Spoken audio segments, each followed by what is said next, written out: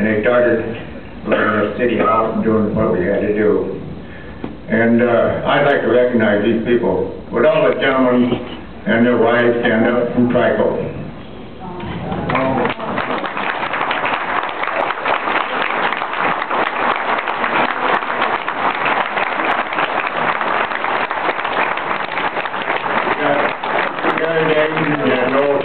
And Nancy and Barbara, pardon me, and Pat Griffin and his wife, and old Jimmy Pickle.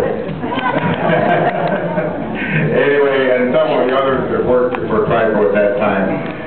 You gotta stop and think of what it would like to come into a community like this, and a community nothing but sand. And those guys did a hell of a job. And I worked a lot with them, and I've enjoyed it. I've enjoyed them all. I used to race cars through the year until I met my wife, and she didn't like it, so I quit. But I used to drive out of Denver and come through Needle, California. Hot. Humid. And I said, any idiot who lives in this country has to be out of their mind.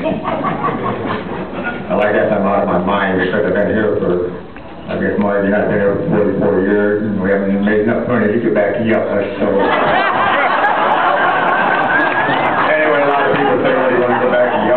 I said, I came through there on the way here.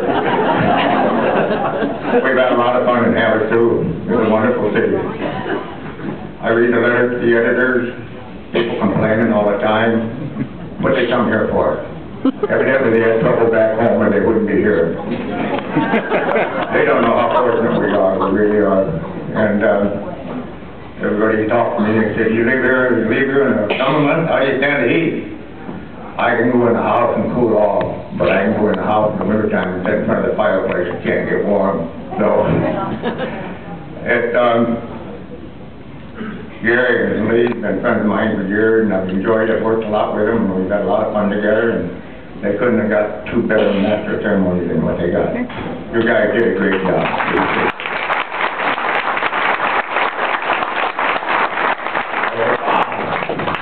Bob, you know, I don't have no trouble finding you because you're the tallest person in the room, so I can do that. Tell us about the meat truck. The what? Meat truck? Food drop? Meat drop? Is that something? Food drop? Oh, yeah, the meat drop, the Great Jam. Oh, God. There used to be a couple towns, Mary Ellen worked for Trico. Mary Ellen and Bob Hollis, they built one of the first buildings up on McCullough Boulevard. And at that time it was called Crazy Edge.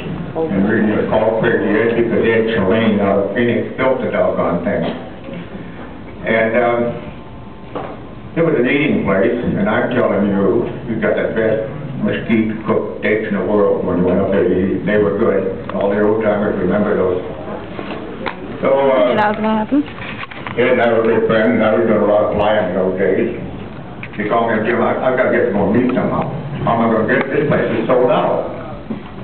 And I said, well, so what? He said, I can get some meat at Deer Valley. Will you go down and get it for me?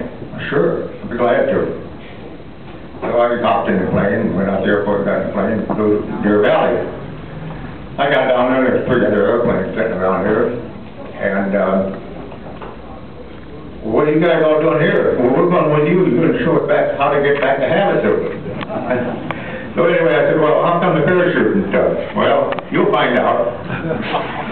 So we had the airplanes all loaded, and I took most of the meat in my plane, and we had these guys all get these planes. So I used to do a lot of camera work on the river here during boat racing and stuff with old Fred Meltzer, yeah. Low on the water, taking pictures of boat races and stuff. So I was used to flying an airplane without a door on it. So I flew from Deer Valley to Havasu, they did too. And Ed had a bunch of people to the east of Crazy Edge up there where Shakespeare is, and they had headlights out there. It's pitch black. These paratroopers couldn't jump out of their airplane with all their speed. And Ed had promised the people there's going to be meat from heaven if you people will just hang on or wait. So I went on to meet up there, and that place was packed. It was a good eating over, it definitely was. That was just one of the things, of the many millions of things that had happened in Havasu, and it's really been comical. I'm taking a lot of notes of things that's happened over the past few years, and I hope I can find somebody to put all these notes together and write a book. But it's going to be very interesting, and it's not going to be any little short book. It's going to be about that thick because there's so many things that's happened in this community.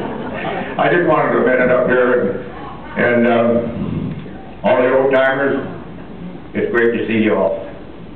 I've always told a lot of these people that the only time you see people from Havasu who've been here for years and years is at funerals and weddings. And it's the truth. We need more of these, more of these get together, more fun. And a couple of gentlemen out here are kind of jealous because they can't kiss all the girls, but I'm a hugger. I love to be a hugger, and I've got a lot of friends around here, and they're always going to be my friends, and there's a lot of people, older ladies in this, that lost their spouses and stuff. They've all been friends of mine. So that's why I do it. I'm sorry. Thank you.